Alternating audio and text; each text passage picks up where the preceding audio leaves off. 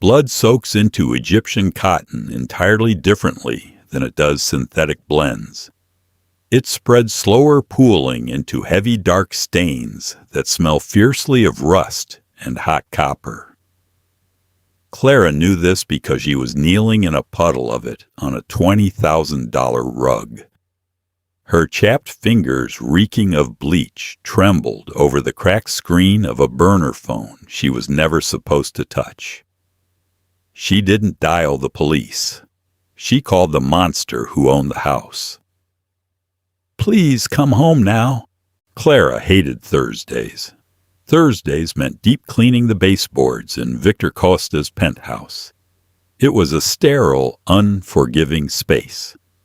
Floor-to-ceiling glass overlooked the gray churn of the city, letting in a cold blue light that highlighted every speck of dust. Clara's knees ached. She was 26, but her joints felt older, worn down by years of scrubbing other people's filth. Her hands were permanently dry, the knuckles cracked and red from industrial ammonia. She dragged the wet sponge along the mahogany trim of the hallway, the rhythmic swish slap the only sound in the dead air of the apartment. She liked the quiet. It was the only luxury Victor Costa's money provided her. He paid in cash left crisp envelopes on the kitchen island and was never home when she worked. To Clara, he was less a man and more a ghost, who possessed an excessive number of black wool suits and drank expensive scotch that smelled like peat smoke. Then came the wet thud. Clara froze. The sponge dripped dirty gray water onto the hardwood. The sound hadn't come from the front door. It came from the private study at the end of the hall, a room she was expressly forbidden to enter. A sharp, ragged inhale followed. It sounded like a clogged drain. Clara didn't want to look. Every survival instinct she had honed, growing up in the subsidized housing blocks of the Lower East Side, screamed at her to grab her plastic bucket and run for the service elevator. But the envelope of cash hadn't been on the counter today. She needed that money for her sister's inhalers.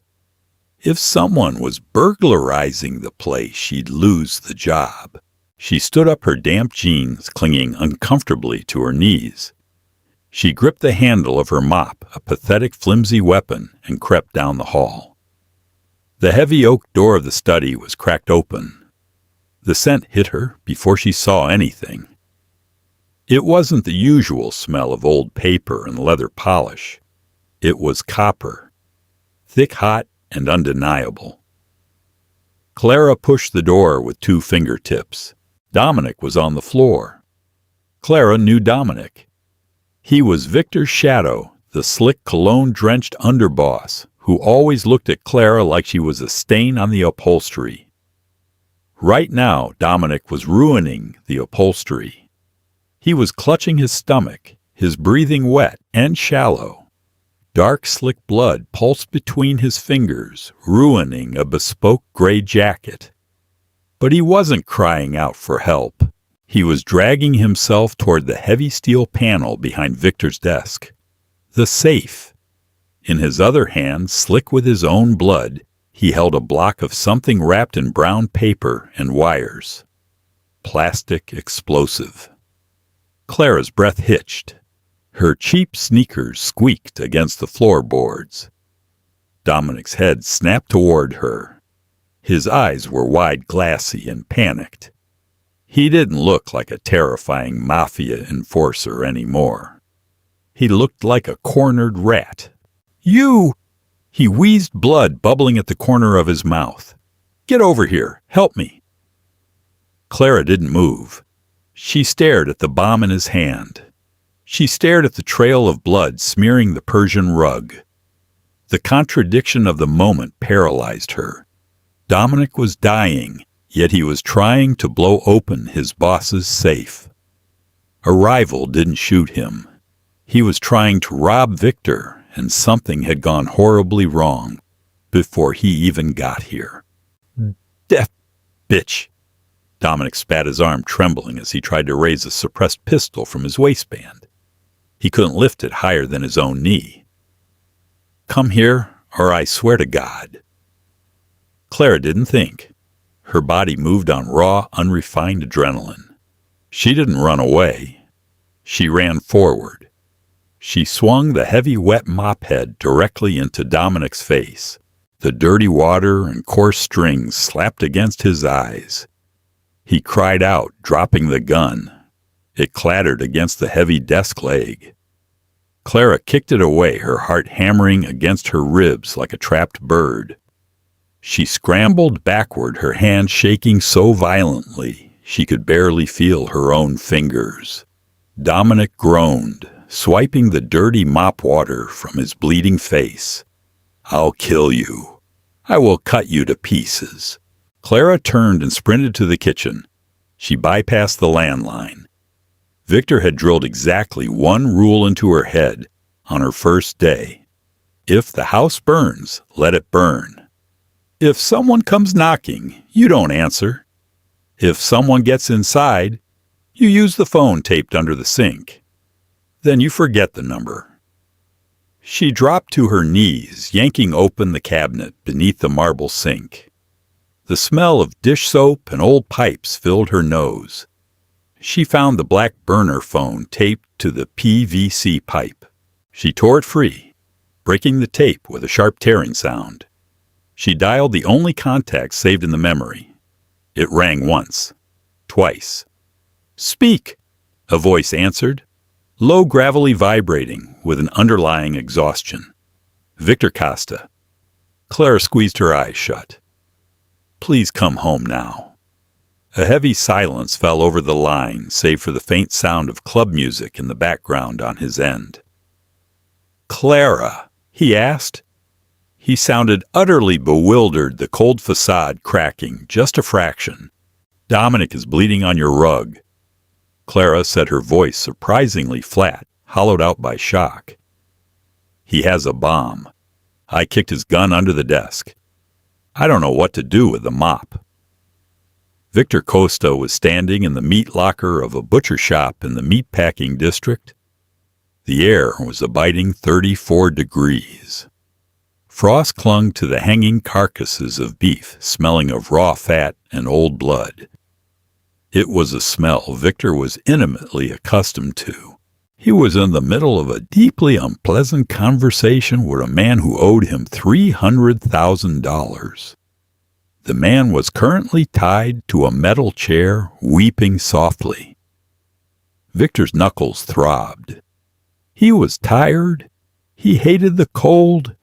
He hated the crying, and he hated that his life was a never-ending cycle of enforcing fear to maintain order. When the burner phone in his breast pocket vibrated against his ribs, his heart skipped a single rare beat. Nobody called that phone unless the walls were falling down. He pulled it out, holding up a single leather-gloved finger to silence the weeping man in the chair. He answered, "Please come home now." It took his brain 3 seconds to process the voice. It wasn't one of his soldiers. It wasn't his lawyer. It was the woman who smelled like cheap lemon pledge and kept her eyes glued to her scuffed sneakers whenever he walked past her. Clara, the maid. When she told him about Dominic, the rug, and the bomb, Victor didn't ask questions. He hung up. "We're done here?" Victor said to his men, turning on his heel. His voice betrayed nothing. "Cut him loose. Take his cars. I have to go." Victor stepped out into the muggy, rain-slick streets of the city. The contrast from the freezing locker was stifling. He climbed into the driver's seat of his black Audi. He didn't wait for his driver. He jammed the ignition and slammed his foot on the accelerator. The tires shrieked against the wet asphalt. The drive was a blur of neon streetlights streaking across the windshield, the wipers slapping back and forth in a frantic metronomic rhythm. His jaw was locked so tight, his teeth ground together. "Dominic," his underboss, the man who had stood beside him at his father's funeral. The betrayal tasted like bile in the back of Victor's throat, sharp and acidic. If Dominic was making a play for the safe, it meant the Russians had finally bought him out. The safe held the ledgers, the physical flash drives that contained every account, every bribed judge, every shipping route. But beneath the rage of betrayal, there was something else entirely. A bizarre gnawing anxiety that had absolutely nothing to do with his criminal empire. It was Clara. Why hadn't she run?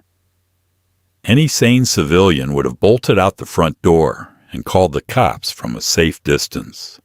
Instead, this frail, painfully quiet woman had stayed inside a locked box with a dying, desperate hitman and a brick of C4.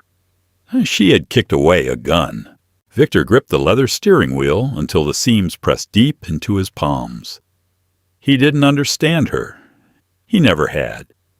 He hired her because she was a ghost. She never asked questions. She never lingered.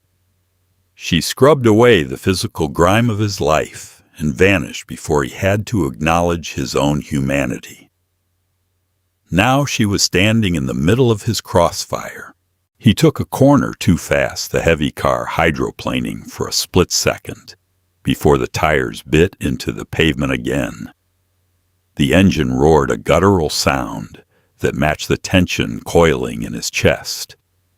If Dominic touched her, if Dominic put a single bloody hand on her, Victor blinked, momentarily shocked by his own internal narrative.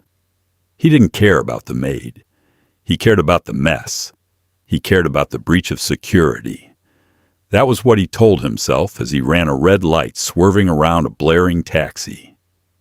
But as the towering silhouette of his luxury high-rise came into view, piercing the low-hanging rain clouds, the cold knot in his stomach tightened. He checked the Glock tucked in his shoulder holster. The cold steel was comforting. He slammed the car into park just outside the glass doors of the lobby, ignoring the panicked doorman. Victor didn't walk. He stalked. He bypassed the security desk, swiped his key card for the private elevator, and punched the button for the penthouse. The ascent felt agonizingly slow. The soft instrumental jazz piping through the elevator speakers was a mocking contrast to the violence he knew was waiting upstairs. Ding! The stainless steel doors slid apart. Victor drew his weapon. The apartment was eerily silent, the kind of silence that feels heavy pressing against the eardrums. Victor stepped out of the elevator. The overhead lights in the foyer were off. The only illumination came from the gray daylight bleeding through the floor-to-ceiling windows, casting long, distorted shadows across the hardwood. The smell hit him immediately. It wasn't the usual sterile scent of air purifiers and expensive wax. It was the sharp, eye-watering tang of bleach layered heavily over the unmistakable metallic reek of fresh blood. "Clara," Victor called out. His voice was steady, but he kept his gun raised, sweeping the corners of the living room. No answer. He moved down the hallway, the soles of his Oxford shoes quiet on the rug. He saw the smear first, a thick dragging trail of crimson that ruined the intricate beige patterns of the Persian carpet. It looked as though something heavy had been pulled toward the study. Victor rounded the corner, bracing himself to find her body. Instead, he found her sitting on the floor in the hallway, her back pressed against the wall just outside the study door. She was a mess. Her oversized gray t-shirt was stained with wet, muddy water and streaks of blood. Her hair had escaped its messy bun, clinging to the sweat on her forehead. In her hands, resting on her knees, she held a heavy iron fireplace poker. She was gripping it so hard her knuckles were bone white. She looked up at him. Her eyes were hollow, dilated with shock. Victor lowered his gun slightly. "Are you hurt?" he asked. He didn't recognize his own voice. It lacked its usual commanding edge. It sounded almost gentle. Clara slowly shook her head. Her throat bobbed as she swallowed. "He's inside." Victor stepped past her and looked into the study. The room was destroyed. Desk drawers were pulled out, papers scattered like snow. But the room was empty. The trail of blood ended abruptly at the heavy steel door of his walk-in panic room, the vault behind the desk. The heavy locking wheel on the outside of the vault door was spun shut. The digital keypad was blinking a steady locked red. Victor stared at the steel door, then looked back down at the maid sitting on the floor. "Where is he?" Victor asked, though the reality was already dawning on him absurd and impossible. "I locked him in," Clara whispered, her voice cracking. She slowly let go of the fireplace poker. It clanged against the floorboards. Victor holstered his weapon. He walked slowly back to her, crouching down so he was at eye level. Up close, he could see the fine tremor vibrating through her entire body. He could smell the cheap lavender soap she used mixed with the sweat of pure terror. "Walk me through it, Clara," Victor said, keeping his tone perfectly even. "How did you lock a 200-pound man in my vault?" Clara looked at her hands. They were smeared with rust-colored stains. He was trying to open it, but he kept dropping the keypad bypass thing. He was slipping in his own blood. She took a shuddering breath. "I grabbed the fireplace poker. I came up behind him and I hit him in the back of the knee, the one he was leaning on." Victor imagined it. The towering, lethal Dominic brought down by a woman half his size, yielding cast iron. "He fell inside." Clara continued, staring blankly at the wall. "He dropped the bomb outside the door. I kicked it away. Then I pushed the heavy door. It's on a hydraulic hinge. It practically closed itself. I spun the wheel, just like I see you do when you leave." Victor stood up. He walked over to the vault door and pressed his ear against the cold steel. Faintly muffled by inches of reinforced titanium, he could hear it. Banging. Screaming. Dominic was trapped inside a soundproof, airtight box. Victor looked down at the plastic explosive resting harmlessly near the leg of his desk. The wires were loose, detached from their detonator, when Clara had ruthlessly kicked it away. He looked back at Clara. She was just a maid, a girl who took the subway 2 hours every morning to scrub toilets for a man she was afraid to look in the eye. Yet she had just neutralized a hostile takeover of a crime family with a dirty mop and a fireplace tool. A harsh, breathless laugh escaped Victor's throat. It was a sound he hadn't made in years. Clara flinched at the sound, finally looking up at him with wide, fearful eyes. "Am I fired?" she asked. The absurdity of the question hung in the air, heavy and ridiculous. "No, Clara," Victor said, stepping away from the vault and offering her a hand. His leather glove was stark against her pale, bare skin. "You are definitely not fired, but we need to renegotiate your hourly rate." Clara stared at his outstretched hand. The leather glove was supple, dyed a deep pitch black, and it smelled faintly of gun oil and cold street air. It was a hand that ended lives. Right now, it was offering her a lifeline. She didn't take it. Instead, she pressed her palms flat against the hardwood floor and pushed herself up. Her knees popped, protesting the sudden movement. A wave of dizziness washed over her, tilting the hallway at a nauseating angle. The adrenaline that had propelled her to strike a mobster with a fireplace poker was rapidly abandoning her bloodstream leaving behind a cold, heavy exhaustion. Her teeth began to chatter.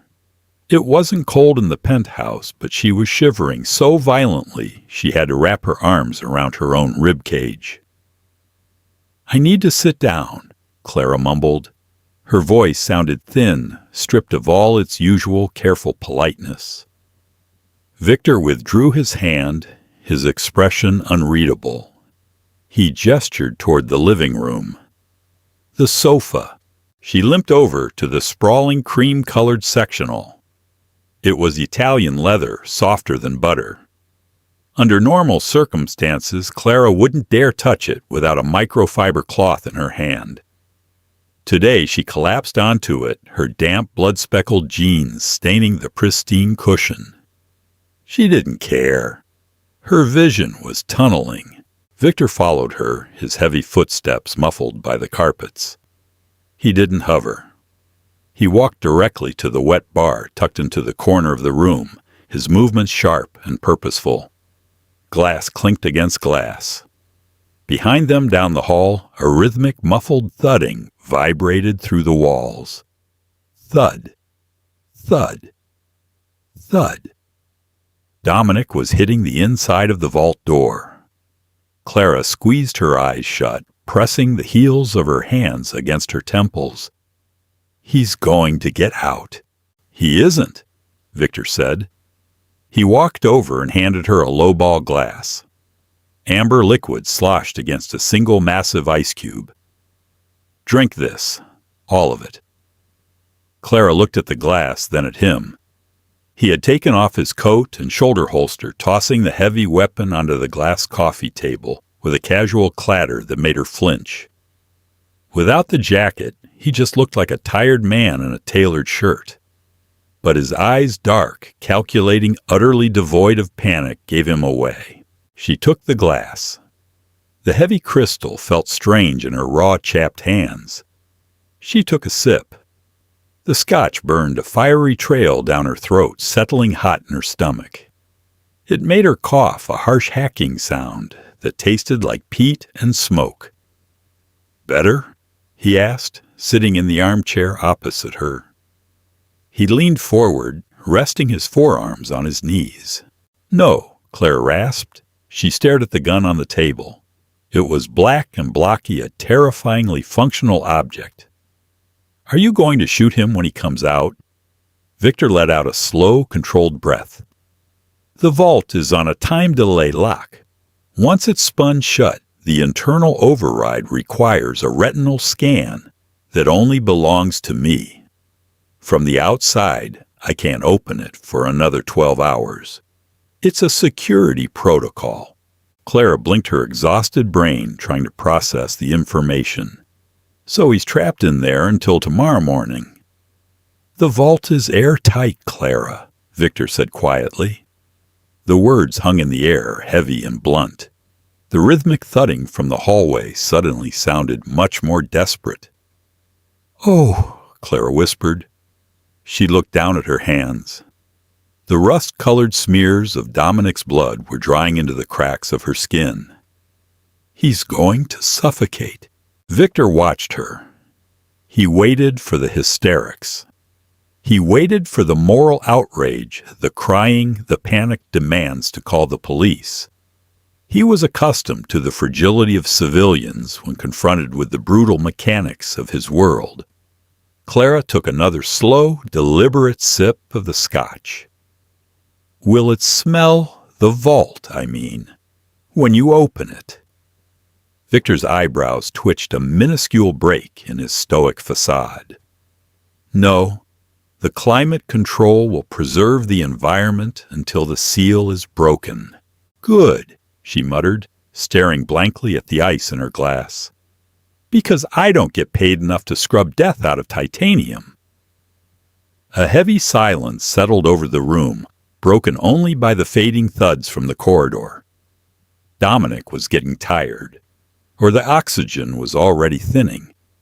Victor reached into his pocket and pulled out his standard smartphone, not the burner.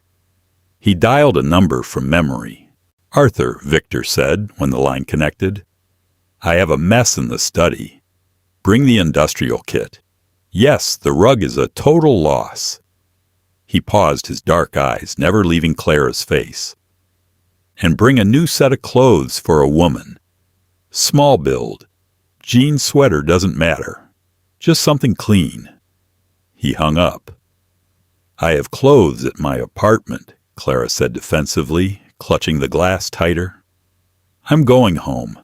"You aren't going anywhere," Victor replied, leaning back in his chair. The casualness of his posture was deeply at odds with the absolute authority in his tone. "You just put my underboss in a tomb and kicked a pound of C4 across my floor. You are a loose end, Clara." Her heart stuttered, a cold spike of genuine terror, finally piercing the haze of shock. She looked at the gun on the table. She looked at the door. "I didn't see anything," she lied, her voice rising an octave. "I don't know who that man is. I just clean the floors. I have a sister. She's 16. She needs me." Victor held up a hand, halting her panic before it could spiral. "I didn't say I was going to hurt you. If I wanted you dead, you'd be in the vault with him. But you can't walk out of that front door. Not yet." "Why?" "Because Dominic didn't plan this alone." Victor explained, his voice taking on a clinical, detached edge. "He's arrogant, but he's not stupid. If he was coming for my ledgers, he had a crew waiting, probably in a van 3 blocks from here. When he doesn't check in, they will come looking. If they see a maid leaving the building looking like she just walked through a slaughterhouse, they won't ask politely what happened." Clara stared at him. The reality of the situation crashed over her, suffocating and complete. She wasn't just a bystander who got caught in the crossfire. By defending herself by locking the door, she had actively participated in a Mafia coup. She placed the half-empty glass on a coaster with trembling precision. "My sister. Her name is Sophie. She gets out of school at 4. She takes the bus to our apartment in Queens. If I'm not there, she worries. She has severe asthma, and she gets anxious. I have to go." Victor pulled a silver watch from his pocket. It was 2 in the afternoon. "Give me her address," Victor said. "I'll have someone pick her up." "No!" Clara snapped, the ferocity in her voice surprising them both. She lunged forward, her knees protesting sharply. "You do not send your thugs to my sister's school. You do not touch her. She has nothing to do with this." Victor's gaze hardened. The air in the room grew suddenly oppressively dense. For the first time, Clara felt the true weight of the man sitting across from her. He wasn't just a rich employer. He was an apex predator. "Claire," Victor said, his voice dropping to a low, dangerous register. "Your sister is currently the leverage anyone would use to get to you. And right now, you are the only person who can identify the man who gave Dominic the C4. You are going to sit on that sofa. You are going to let Arthur clean this apartment. And you are going to tell me exactly what school Sophie attends, so I can ensure she doesn't end up in the trunk of a Russian sedan." Clara swallowed hard. The metallic taste of fear flooded her mouth. She was entirely at his mercy, trapped in a cage of high-end furniture and bulletproof glass. She rattled off the address of a public high school in Astoria. Victor typed it into his phone, sent a message, and slid the device back into his pocket. "It's done. She'll be brought to a secure location." Clara slumped back against the leather, the last of her energy bleeding out. She stared at the ceiling, tracing the invisible lines of the recessed lighting. "Thursdays are the worst," she whispered. Arthur arrived 30 minutes later. He didn't look like a mob cleaner. He looked like a weary high school janitor. He was a slight balding man in his 60s wearing gray coveralls and carrying 2 heavy black duffel bags. He smelled strongly of peppermint chewing gum and enzymatic cleaner. He walked into the living room, glanced at Clara sitting rigid on the sofa, and nodded at Victor. "Boss." Arthur grunted, setting the bags down. "Where's the mess?"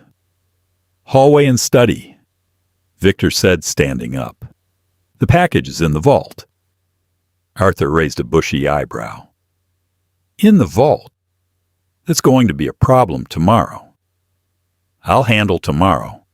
Just sanitize the floorboards and get rid of the explosive. Make sure the camera's in the hallway loop." Arthur nodded already, unzipping a bag to reveal heavy rubber gloves and a black light. He tossed a plastic shopping bag onto the coffee table. "Clothes like you asked. Picked 'em up from a boutique down the street. Hope she likes cashmere." Victor picked up the bag and tossed it to Clara. "Guest bathroom is down the hall on the left. Shower. Put those on. Leave your clothes in the sink." Clara caught the bag against her chest. She stood up, her legs feeling like lead. She walked down the hallway, keeping her eyes firmly averted from the dark stain on the floor, where Arthur was already kneeling, spraying a foaming chemical that smelled like sour apples. The guest bathroom was massive, lined with dark slate and chrome. Clara locked the door and stripped off her damp, dirty clothes. She stood under the scalding hot spray of the rain shower for 20 minutes, scrubbing her skin with harsh lavender-scented soap until she was raw and red. She scrubbed the blood from under her fingernails. She scrubbed until she couldn't smell copper anymore. When she stepped out, she dried off and opened the boutique bag. It contained a soft, cream-colored cashmere sweater, a pair of dark designer jeans, and clean underwear. The tags were still on. The sweater alone cost more than she made in 2 months. She dressed quickly. The clothes fit perfectly, a testament to Victor's terrifyingly accurate observation skills. When she returned to the living room, the apartment smelled intensely of pine and bleach. The rug in the hallway was gone. The floorboards were bare and gleaming. Arthur was packing up his duffel bags. Victor was standing by the floor-to-ceiling windows, staring out at the rain-slick city. He held a fresh glass of scotch. He turned as she entered. His eyes swept over her, taking in the oversized sweater and her damp hair pulled back into a tight knot. For a fraction of a second, the cold calculation in his gaze shifted into something else, something distinctly human. But it vanished before Clara could parse it. "Sit," he commanded softly, gesturing to one of the tall bar stools at the kitchen island. Clara complied. The marble counter was freezing under her forearms. Victor walked over and sat on the stool opposite her. He placed a thick leather-bound notebook on the counter between them. It was old, the edges frayed. "Do you know what this is?" Victor asked. "A book," Clara replied dryly. "It's a physical ledger," Victor corrected. "In an age of encrypted hard drives and cloud storage, there are some things you do not trust to a computer. This book contains the names, routing numbers, and offshore accounts of 52 politicians, judges, and Port Authority officials in the tri-state area." Clara stared at the book. She didn't want to look at it. Just seeing it felt like a crime. Dominic wanted this. Victor continued, his voice calm, conversational. "If he handed this to the Volkov Syndicate, they would have the leverage to dismantle my operation from the inside out in less than a week. It is the single most valuable object in this city." Clara looked up, meeting his eyes directly. "Why are you telling me this? I don't care about your Mafia politics. I just want my sister." "I am telling you this, Clara, because you saved it," Victor said. He leaned closer, the scent of his cologne, something sharp and expensive, cutting through the smell of bleach.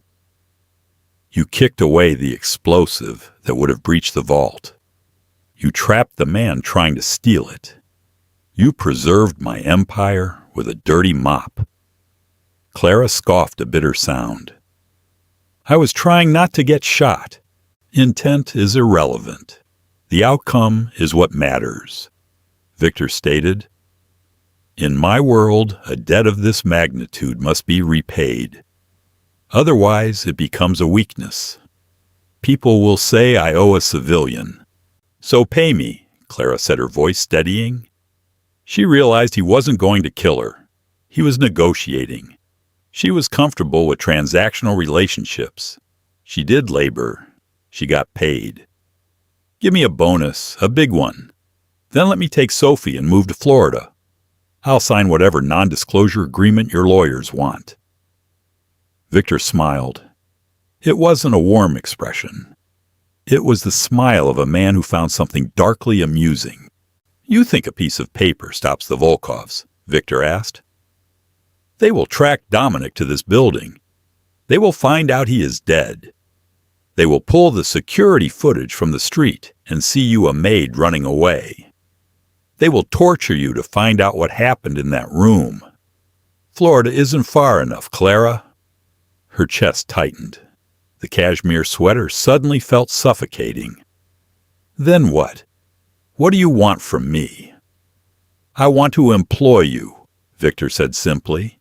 Clara let out a short, incredulous laugh.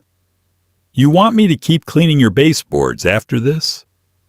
"No," Victor said. He tapped a finger against the leather ledger. "I need someone who can go completely unnoticed. Someone who understands how to be invisible in plain sight. My current circle is compromised. Dominic was my right hand. If he turned, others have too." Clara stared at him, her mind spinning. "You want me to work for the mob?" "I want you to manage my private assets," Victor corrected smoothly. "You organize my life. You handle the physical movement of cash and documents. You are a ghost, Clara. No criminal record, no digital footprint beyond a prepaid phone and a Metro card. You are exactly the kind of blank slate I need." "I don't know how to do any of that," she protested, her hands gripping the edge of the marble counter. "You know how to survive," Victor countered. "You proved that today. You don't panic under fire. You assess and you act." He reached into his pocket and pulled out a thick envelope. It was the same kind of envelope he left on the counter every Thursday, but this one was bulging. He slid it across the marble toward her. "There is $50,000 in cash in that envelope," Victor said. "Consider it a signing bonus. I will move you and your sister into a secure building downtown tonight. I will cover her medical expenses. In exchange, you work exclusively for me, not as a maid, as an associate." Clara looked at the envelope. $50,000. It was more money than she had ever seen in her life. It was a new set of lungs for Sophie. It was safety. It was a trap. "And if I say no?" Clara asked, her voice trembling slightly. Victor's dark eyes locked onto hers. There was no malice in them, only an absolute crushing pragmatism. "If you say no, I give you the envelope anyway," Victor said softly. "I shake your hand and you walk out the front door. But I cannot protect you from the people who sent Dominic. You will be on your own." It wasn't a choice. It was an ultimatum wrapped in a cashmere sweater. Clara slowly reached out. Her fingers, still chapped and raw beneath the expensive fabric, brushed the rough paper of the envelope. She pulled it toward her. It was incredibly heavy. She looked past Victor down the long, immaculate hallway. The rhythmic thudding from the vault had stopped entirely. The silence in the penthouse was absolute, thick, and permanent. "When do I start?" Clara asked. Victor reached for his glass of scotch, a glint of genuine satisfaction settling in his eyes. You already did. Rain lashed against the heavily tinted glass of the Escalade, distorting the neon blur of Times Square into jagged smears of red and blue. Inside the SUV, the silence was absolute, insulated by layers of bulletproof steel and sound-dampening foam. Clara sat perfectly rigid in the back seat. Her hands rested flat on her thighs, her fingers digging slightly into the unfamiliar, expensive denim. Next to her, Sophie was breathing. It was a raspy, shallow sound, punctuated by the occasional faint whistle of her lungs fighting the humid air. Sophie was 16, but she looked younger, her collarbones sharp beneath a faded graphic t-shirt. She smelled faintly of cafeteria tater tots and the medicinal chemical tang of her albuterol inhaler. She was staring at Clara's cream-colored cashmere sweater. She hadn't stopped staring at it since Victor's driver, a massive, silent man named Leo, had picked her up from fourth period biology. "You're lying?" Sophie said. Her voice was quiet, completely devoid of teenage angst. It was the flat-tired tone of a kid who had grown up watching her sister calculate grocery bills down to the penny. "I'm not," Clara lied smoothly. The $50,000 in the manila envelope pressed against her ribs tucked securely inside her jacket. It felt as heavy as a brick of lead. Mr. Costa's restructuring his properties. He needed a property manager he could trust, someone who knows his standard of living. It comes with a massive pay bump and corporate housing. Sophie dragged her gaze from the sweater to Clara's face. Property managers don't send goons in armored cars to pull girls out of AP history. Property managers don't smell like bleach and panic. Clara swallowed. The sour taste of the scotch Victor had forced down her throat still lingered on the back of her tongue. She reached out her rough, chapped fingers, brushing a stray strand of brown hair from Sophie's forehead. "It's a security firm, Soph," Clara said, pivoting the lie closer to the truth. "Mr. Costa has enemies in the corporate world. Things got tense today. He wanted to make sure his key staff were secure. That's all." Sophie didn't look convinced, but the exhaustion in her eyes won out over her suspicion. She leaned her head against the cool leather of the seat. "Is the new apartment nice? Does it have black mold in the bathroom, like the one in Queens?" "No mold," Clara promised, her voice tightening with a sudden fierce protectiveness. "It's perfect." It wasn't perfect. It was a fortress. The building was in a sterile, ultra-modern development in Tribeca. Leo escorted them through a private parking garage into a biometric elevator that didn't have buttons, only a retina scanner.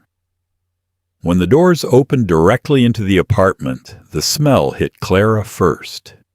It smelled like absolutely nothing. There was no scent of neighbors cooking, no stale cigarette smoke seeping through the floorboards, no damp rot.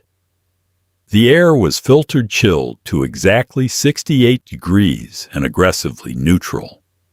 The floors were polished concrete. The furniture was minimal, all sharp angles and dark leather. It looked less like a home and more like a high-end waiting room for people who didn't plan on staying long. Sophie dropped her frayed canvas backpack onto a glass dining table. She walked slowly to the floor-to-ceiling window, looking out over the glittering grid of Manhattan. For the first time all day, a small, genuine smile cracked her pale face. "I can see the river," Sophie whispered. Clara stood by the kitchen island, her hand hovering over her ribs, feeling the thick envelope of cash. She watched her sister's narrow shoulders relax. This was the trade. She had sold her soul, her safety, and her clean conscience. In return, Sophie got filtered air, a view of the Hudson, and the promise of a future that didn't involve clipping coupons for canned soup. It was a bargain Clara would make again 1,000 times over. "Take the master bedroom," Clara told her. "I'm going to take a shower." "You already took one," Sophie noted, turning around. "Your hair is still wet." "I need another one," Clara said sharply. She didn't mean for it to sound so harsh, but the edges of her control were fraying. The adrenaline was entirely gone, replaced by a deep, bone-aching fatigue. She locked herself in the secondary bathroom. It was pristine. White subway tiles, chrome fixtures, blindingly bright LED lights. Clara turned on the sink, letting the water run ice cold. She gripped the edges of the porcelain basin and leaned forward, staring at her own reflection in the mirror. She looked exactly the same. Pale skin, dark bags under her eyes, a mouth pressed into a permanent worried line. But behind her eyes, something fundamental had shifted. She thought of the heavy steel door of Victor's vault. She thought of the muffled, frantic thuds of Dominic's fists against the titanium. By now, the thudding would have stopped. The oxygen in an airtight 5x5 space would have run out hours ago. Clara plunged her hands into the freezing water. She rubbed her palms together aggressively, trying to wash away the phantom sensation of the cast-iron fireplace poker. She was a murderer. The word felt strange and her head hollow and disconnected. She didn't feel guilty. Dominic had been a monster ready to blow her to pieces just for standing in his way. But the absence of guilt terrified her more than the act itself. Victor Costa had looked at her not with horror, but with recognition. He saw something dark and pragmatic inside her, something she had spent 26 years pretending didn't exist. She dried her hands on a plush white towel. Her knuckles were still red, still cracked from years of ammonia. But tomorrow, she wouldn't be holding a sponge. She would be holding the keys to a syndicate. Coffee in Victor Costa's world did not come in styrofoam cups. It came in delicate bone china espresso cups that felt fragile enough to crush in a closed fist. Clara sat across from Victor at his massive mahogany desk. It was 8 in the morning, exactly 1 week after the Thursday that changed everything. The study looked pristine. Arthur the cleaner had performed a miracle. The ruined Persian rug was gone, replaced by a dark hand-woven Turkish piece. The faint smell of apples and bleach had faded, masked by the rich scent of Victor's peat-heavy scotch and expensive leather polish. Behind Victor, the steel vault door was closed. Clara hadn't asked what happened to Dominic's body. Victor hadn't volunteered the information. When she had arrived for work the morning after the incident, the penthouse had been empty, the vault door wiped clean of any fingerprints, and the air conditioning turned up to its maximum setting. The silence regarding the dead underboss was a heavy physical thing that sat between them, a shared secret that bound them tighter than any contract. "The Volkovs are getting restless." Victor said, his voice a low, gravelly hum that vibrated in the quiet room. He was reviewing a stack of printed financial statements, a pair of dark reading glasses perched on the bridge of his nose. They made him look less like a cartel boss and more like a ruthless hedge fund manager. Dominic's disappearance spooked them. They know I have the ledgers. They just don't know where I moved them. Clara took a sip of her espresso. It was bitter, scalding hot, and exactly what she needed. She was wearing a tailored charcoal suit paid for by the company expense account, but she had deliberately scuffed her sensible black flats on the pavement outside. She didn't want to look too polished. Polish drew the eye. "So they're watching your banks," Clara stated. It wasn't a question. "They are watching my banks, my lawyers, my offshore proxies, and every known associate in my circle, Victor confirmed. He pulled off his glasses and looked at her. The intensity of his dark eyes always made Clara's breath hitch a purely involuntary physical response that she fiercely suppressed. "Which brings us to you," Victor continued. He reached into his desk drawer and pulled out a standard unassuming brown padded envelope. He slid it across the smooth wood toward her. "The physical drives containing the ledger backups. I need them moved from this office to a safety deposit box at a private bank in Midtown." Clara looked at the envelope. It looked like something a grandmother would use to mail a knitted sweater. "If they are watching your known associates, they are definitely watching this building," Clara pointed out. "Leo's Escalade sticks out like a sore thumb." "You won't take Leo," Victor said. "You won't take a car at all. You will take the subway, the Q train." Clara raised an eyebrow. "You want me to carry the backbone of your criminal enterprise on public transit?" "Exactly." Victor leaned back, his broad shoulders filling the leather executive chair. "The Volkovs are looking for armor. They are looking for convoys, armed guards, and men in suits carrying titanium briefcases. They do not look at women in sensible shoes riding the subway. You are going to use the service elevator. You are going to walk out of the delivery bay next to the dumpsters, just like you did when you were my maid." Clara picked up the envelope. It was startlingly light. "If I get caught with this," she said softly, her thumb tracing the paper edge. "You won't." Victor cut her off, his tone absolute. It wasn't reassurance. It was an order. "You blend into the gray, Clara. It is your greatest asset. Use it." 40 minutes later, Clara was underground. The subway station smelled of ozone-old urine and roasted peanuts. It was a smell deeply familiar to her, grounding her racing heartbeat. She stood on the platform holding a battered canvas tote bag. The brown envelope was wrapped inside a greasy paper bag containing a half-eaten bagel buried at the bottom of the tote. She kept her head down, her posture slightly slouched. She made herself small. It was a physical routine she had practiced her whole life to avoid harassment on late-night commutes. Drop the shoulders, dull the eyes, become part of the architecture. The Q train arrived with a deafening screech of metal on metal. Clara shuffled on with the mid-morning crowd. She found a corner seat and pulled out her phone, pretending to scroll through a recipe blog. But her eyes were tracking the reflection in the dark window opposite her.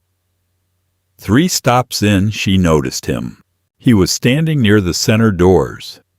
He was wearing a generic blue windbreaker and a baseball cap pulled low, but his posture was entirely wrong for a commuter. He wasn't holding on to a pole, yet he was perfectly balanced against the swaying train. He wasn't looking at a phone or a book. He was looking at the back of Clara's head. A cold spike of adrenaline pierced her stomach. The Volkovs. They hadn't missed her. They had run the street cameras from last Thursday and identified the maid running from the building. Clara didn't panic. Panic was loud. Panic got you killed. She breathed in through her nose, counting to 4, and let it out through her mouth. She recalled Victor's cold, clinical instructions from the day in the penthouse. Assess and act. The train began to slow as it approached the Herald Square station. It was a massive transit hub, a labyrinth of tunnels and exits. Clara stood up exactly 2 seconds before the doors opened, merging seamlessly into a cluster of tourists hauling oversized suitcases. She stepped onto the platform and walked at a brisk, irritated New York pace. Not running. Never running. Running triggered a predator's chase instinct. She glanced at the tiled reflection of a pillar. The windbreaker was 30 feet behind her, weaving through the crowd. She needed to break his line of sight. Clara bypassed the main escalators and headed for a narrow set of stairs leading to the underground concourse connecting to a nearby department store. The air grew stiflingly warm, thick with the scent of roasted nuts and stale pretzel salt. She pushed through the heavy glass doors into the basement level of Macy's. The sensory assault of bright fluorescent lights, generic pop music, and heavily perfumed cosmetic counters hit her instantly. Windbreaker was still behind her. He was closing the distance, his hand slipping into the deep pocket of his jacket. Clara didn't head for the street exits. She veered hard to the left, slipping behind a towering display of discounted luggage, and pushed through a set of unmarked scuffed gray double doors. Employees only. She was instantly in a narrow concrete corridor, lined with broken cardboard boxes and rolling clothing racks. It smelled of industrial floor wax and dust. The back of house. This was her terrain. She knew how these buildings breathed. She knew that every service corridor had a freight elevator, and every freight elevator connected to the loading docks. She heard the gray doors swing open behind her. "Hey!" A thick, heavily accented voice called out. "Stop right there!" Clara dropped the slouch. She broke into a dead sprint. Her flat shoes slapped silently against the concrete. She rounded a corner, grabbed a heavy metal rolling rack loaded with winter coats, and violently shoved it backward into the narrow hallway. The rack crashed into the walls, a tangled mess of steel and heavy wool blocking the corridor. She heard a heavy thud and a curse in Russian as her pursuer slammed into the obstacle. Clara didn't look back. She hit the crash bar on the exit door at the end of the hall and burst out into the muggy, blinding daylight of the loading alley. Delivery trucks idled, diesel fumes choking the air. She merged instantly with a group of workers unloading boxes, keeping her head down, wrapping her dark blazer tightly around her. She walked 3 blocks south, completely blending into the lunchtime rush before she finally allowed herself to stop. Her hands were shaking violently. She ducked into a small, grimy coffee shop and walked straight to the bathroom in the back. She locked the door, sank onto the closed toilet lid, and pulled out her encrypted phone. She hit the single contact on speed dial. He answered on the first ring. "Status." "I made the drop." Clara lied. Her voice was raspy, stripped of its usual calm. "But the package is still with me. We have a problem.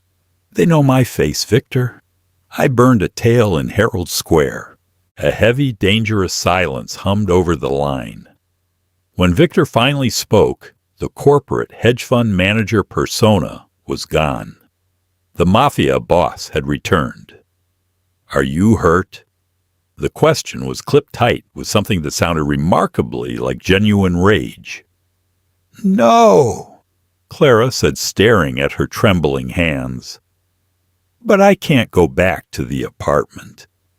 If they tracked me from the Q train, they might know the Tribeca address." "Stay exactly where you are," Victor ordered. "Send me your GPS pin. I am coming to get you myself." "Victor, it's daylight if you show up here." "I don't care if it's high noon in front of the precinct." "Clara?" Victor snarled the raw violence in his tone, sending a shiver down her spine. "Nobody hunts what belongs to me. Lock the door. Do not open it for anyone but me." The line went dead. Clara sat in the cramped, sour-smelling bathroom, clutching her canvas tote bag to her chest. She had survived by being invisible.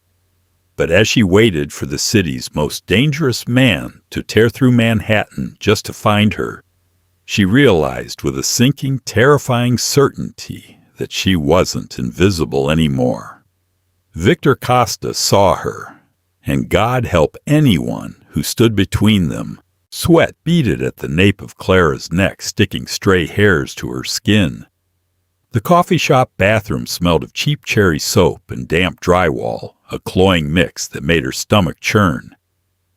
She sat perfectly still on the closed toilet lid, the canvas tote bag pressed so hard against her chest that the edges of the padded envelope dug into her sternum.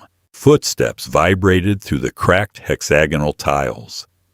Not the shuffling, hesitant gait of a customer looking for a key. These were heavy, deliberate, and moving fast. The brass doorknob rattled violently. Clara stopped breathing.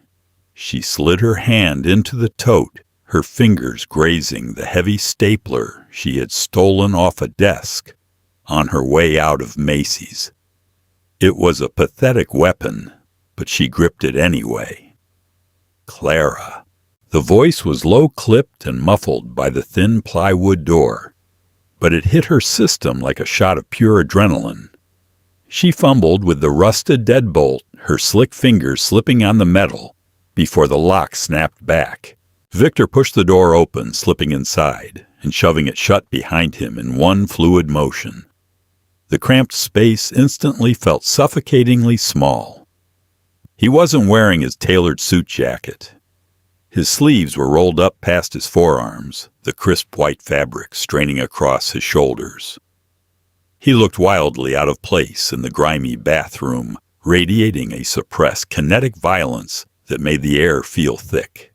He didn't ask if she was okay. He grabbed her shoulders, his large hands warm and rough, and physically turned her to inspect her. His dark eyes darted over her face, checking for bruising, for blood, for the glassy stare of a concussion. "I'm fine." Clara choked out the tight knot in her throat, finally breaking. "He didn't touch me." Victor let out a breath that sounded like a growl. His thumbs pressed briefly, firmly against her collarbones before he dropped his hands. The sheer intensity of his focus made her skin burn. "The Volkovs," Victor said, his voice dropping to a dangerous whisper. "You said you burned a tail.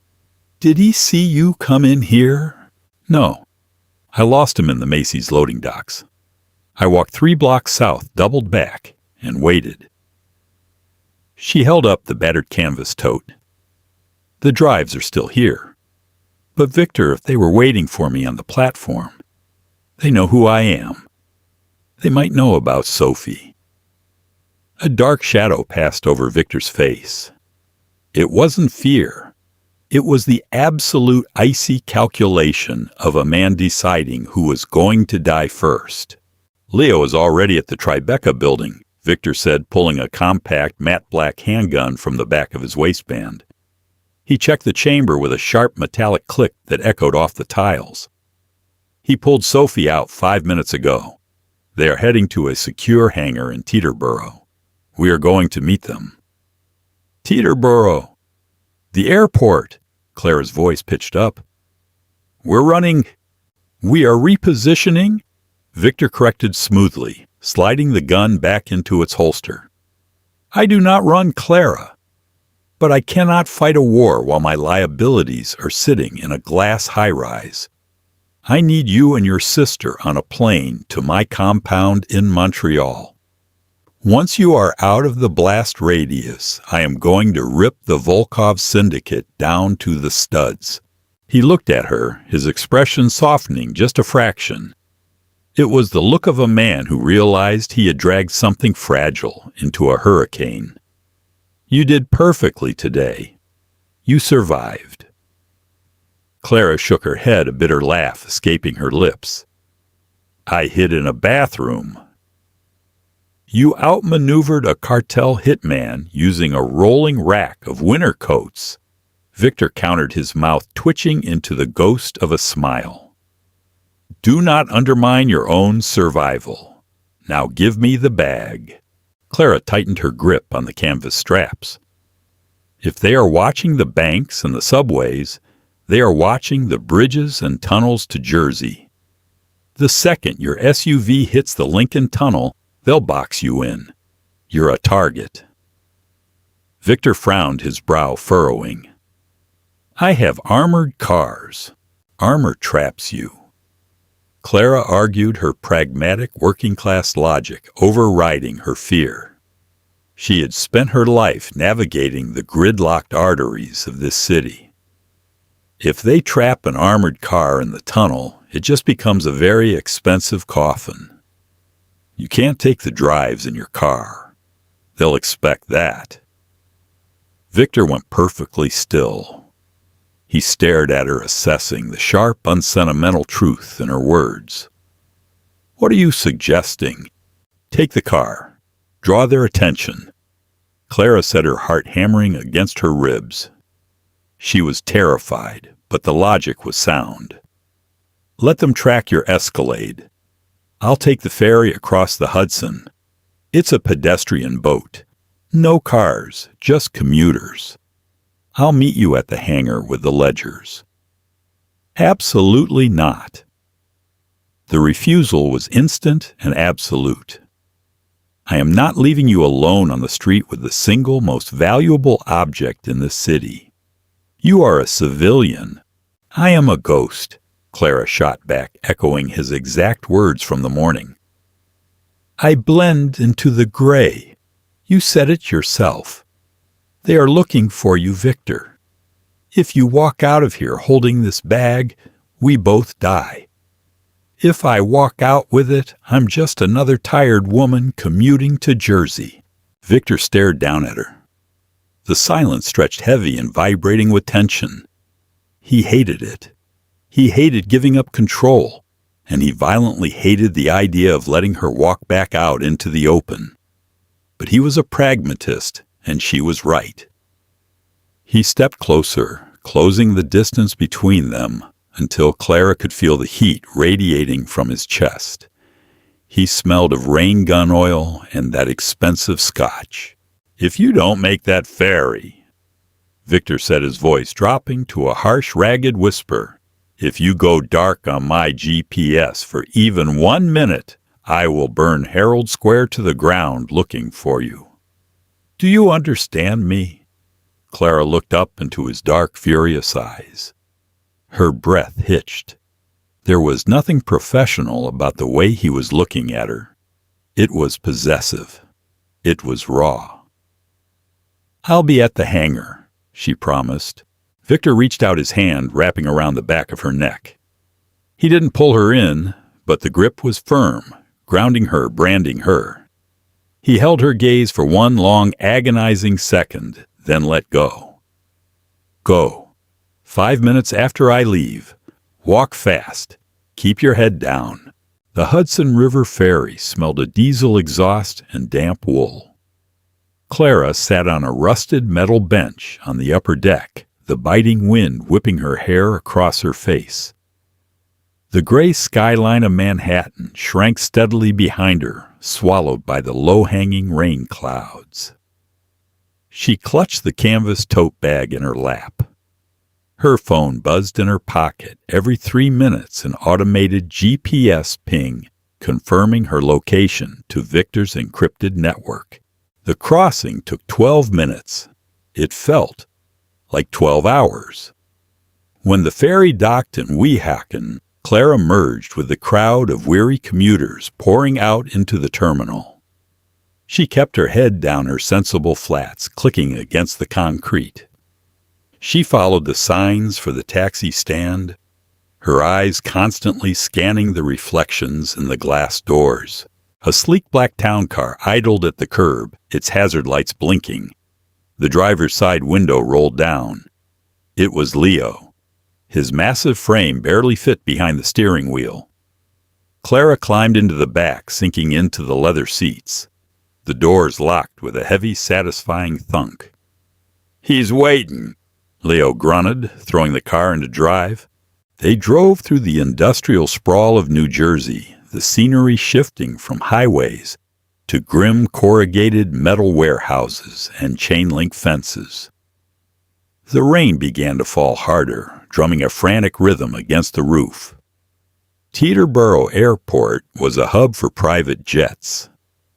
Leo bypassed the main terminal, swiping a key card at a heavily fortified gate that led to the private hangars on the far edge of the tarmac. The car pulled inside a massive, echoing hangar. A sleek Gulfstream jet sat in the center, its engines whining with a low pre-flight hum. Victor was standing at the base of the stairs. He was back in his element, surrounded by 3 heavily armed men in tactical gear. But the moment the town car stopped, Victor dismissed them with a sharp wave of his hand and walked toward the vehicle. Clara pushed the door open. Her legs were shaking, the adrenaline crash hitting her hard and fast. Victor reached her before she could fully stand.